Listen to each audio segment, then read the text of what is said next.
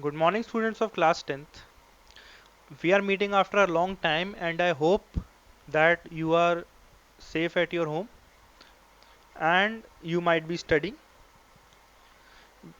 As we all know that we were discussing about the nationalism in the European nations, that how the European nations transformed from a monarchy to the concept of a nation state, right? We have discussed about Germany, we have discussed about Italy, we have discussed about France. Today, we are going to discuss about Britain, right? It is the one of the most important countries in the Europe, and after the formation of Britain, it is said that the all of the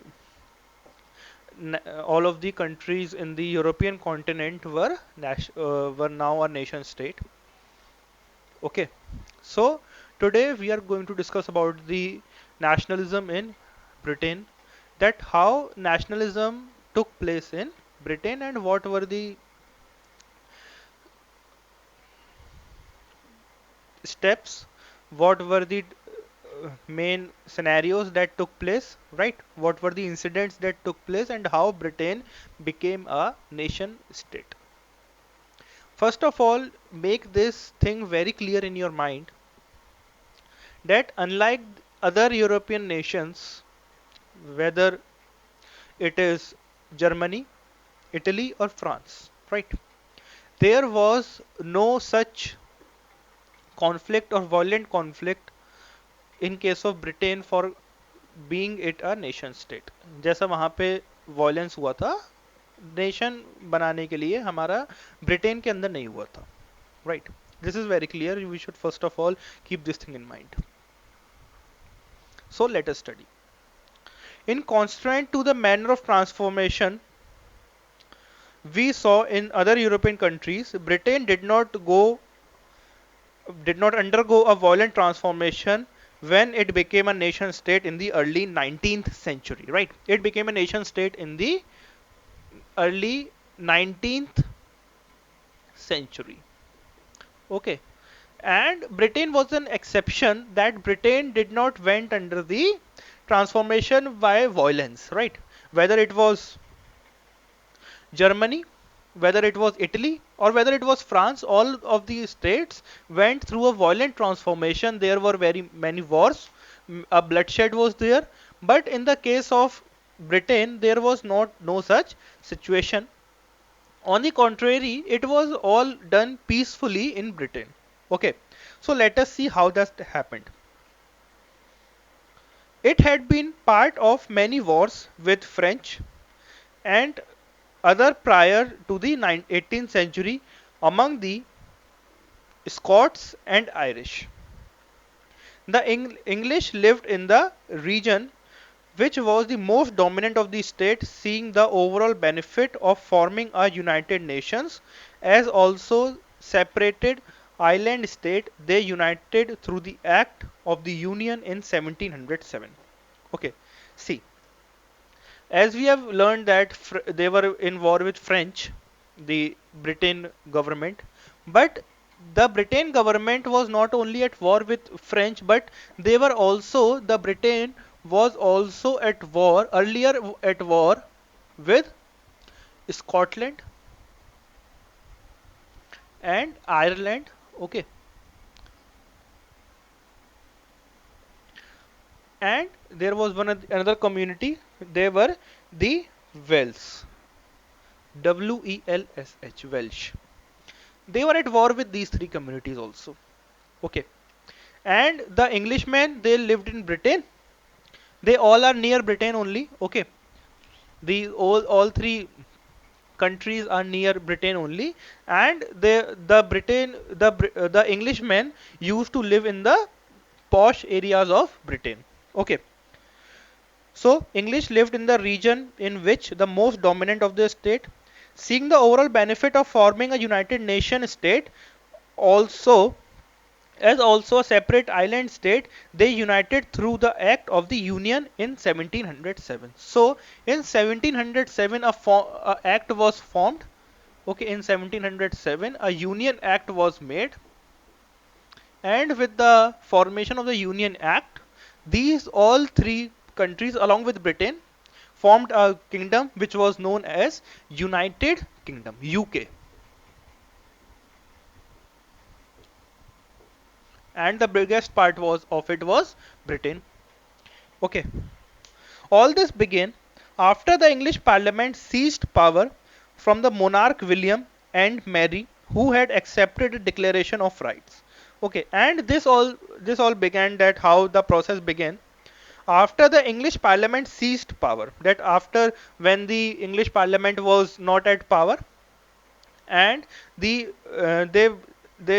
seized the power from the monarch. They were William and Mary, who had accepted a declaration of the rights on February 1689 as an implicit condition of being offered the throne. In December, this was confirmed by an act of the parliament, and this became the Bill of Right. Okay, so in 13th February 1689,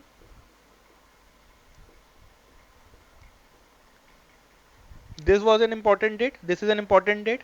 Okay, there was a acceptance for the declaration of right.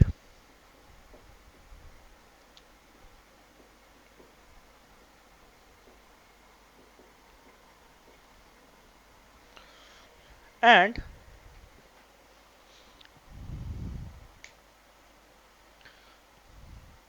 in December, this was confirmed by an act of the parliament, and became the Bill of Right. The bill is a statement of rights of the subjects as represented by the parliament. Right, there was a parliament made, and in 13th Feb 1689, there was a declaration for the right, and by December, this declaration of right became a Bill of Right. Okay.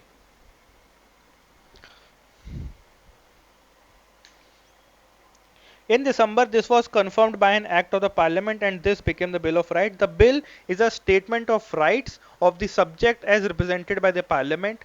It remains till date a basic document of English constitutional law, and till today also, it is a basic document for the formation of the of the Britain Parliament.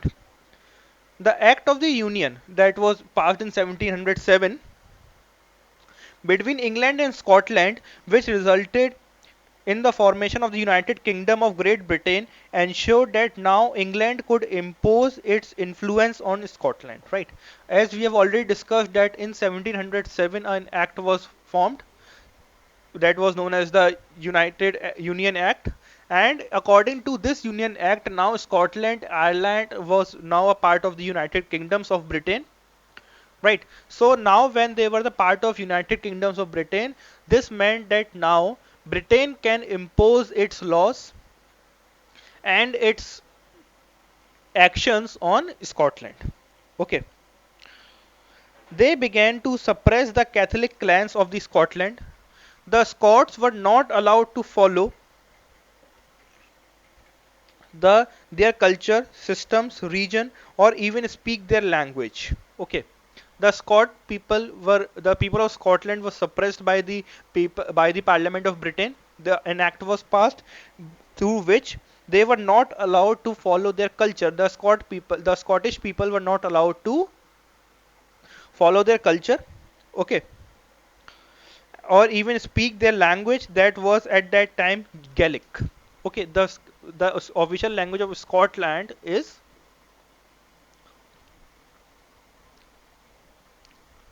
the official language of Scottish people is Gaelic, and they were not even allowed to speak their language, their official language. Okay, it was a crime if you speak your official language at that time. The same situation prevailed in Ireland. The Christian communities were supported and Catholic were suppressed. Ireland got merged into the United Kingdom of Great Britain, by forcibly bringing it under the folds of the United Kingdom in 1808. 1801. Okay, so Ireland was not a part of the Union Act. Ireland became a part of the Great Britain or the United Kingdoms of Britain in the year 1801. Okay, so it was then brought forcefully into Britain. As the nationalist theme was dominantly English, the new symbol of unified Britain, namely the British flag, the national anthem, and the English language were promoted while the identities of the smaller members of United Kingdoms were suppressed. Okay, so this is how the formation of Britain was made. That first of all, in 1707, a Union Act was passed in which the Scotland was made part of the United Kingdom, right? And the Parliament was given power by in 13 Feb 1689 Declaration of Right was made, and by December a Bill of Right it was converted into a Bill of Right after the consent of the Parliament was made on it. Okay, and after that the people of the Scotland were, first of all, because they were now a part of Britain, so the people of Scotland were now suppressed, because now the rules of the Parliament of Britain were to be imposed on Scotland. So the rules made by the Parliament of Britain were very harsh on Scotland. They used to suppress them. The people were not allowed to do their practices, their cultures. Even speaking of their own language, that was Gaelic, was prohibited within the country. They were not allowed to wear their own traditional dresses. Okay, and even after the submergence of the Ireland within the Great Britain, the same was done with Ireland people, the people of the Ireland, that they were not allowed to speak their language, their tradition was suppressed. But in 1801 this was done. Okay, so at last in 1801 a new United Kingdom of Britain was formed, and this is how the formation of Britain took place. Okay, students, I hope you would have understood and learned that how the formation of Britain took place, and we will meet in the next video in which we will be talking about the nationalism in art, that how nationalism was shown in different countries in by the way of art, and that will be the ending of your chapter, I hope. So there will be one or two videos more for this chapter, and after that we will be carrying on with the next chapter with the next topic. So we will meet in the next video. Till then, stay at your homes and stay safe. Thank you.